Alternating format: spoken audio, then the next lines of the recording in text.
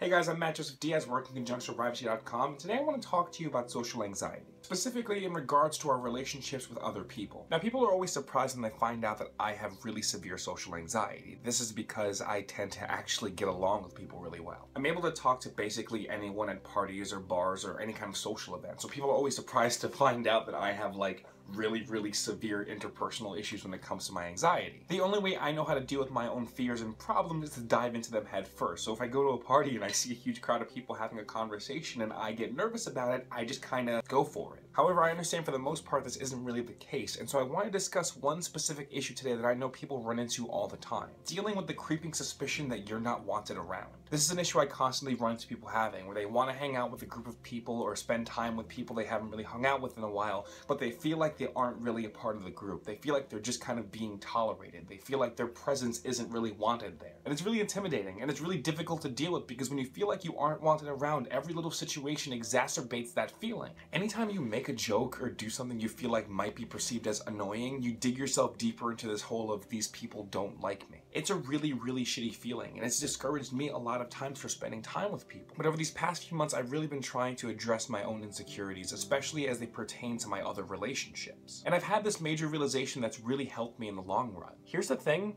People don't fucking owe you any of their attention. If someone doesn't want to spend time with you, for the most part, they don't have to spend time with you. Have you ever had that friend that you don't really enjoy hanging out with, and every time you run into each other, you're like, yeah, we should totally make plans sometimes. We're never gonna make plans sometime. It's super easy to dodge those people. And if you don't have the mental or emotional energy to deal with these people, or if you just don't fucking want to, it's not difficult to not see them. Our time is a precious resource. We're very careful about the way that we distribute it among people. And quite honestly, past a certain point, nobody really has time to waste with people that don't really want to spend time with. The people in your life are there because they want to be. They're there because you add something positive to it. They're there because they care about you and because they don't want to see their life without you. And that's important to remember because you have value, and in the same way you value their company, they value yours. And here's the thing, even if you say it to yourself and you still don't believe it, it's okay to ask for reassurance. It's okay to go to a friend of yours and say, hey, listen, I've been feeling really insecure about this thing. I would really like some reassurance here about the nature of our relationship, and it doesn't have to be a huge fucking deal. Needing validation and needing reassurance doesn't make you a bad friend, doesn't make you an insecure person. It's just a part of being in relationships. And that's a perfectly natural and normal thing. We have this tendency to get too into our own heads and too caught up in our own flaws, and we psych ourselves out. We make ourselves believe like we don't have any value when we do, just because we think the people in our lives deserve better than us. But in reality, if the people in your life didn't want you there, you wouldn't be there. You're loved.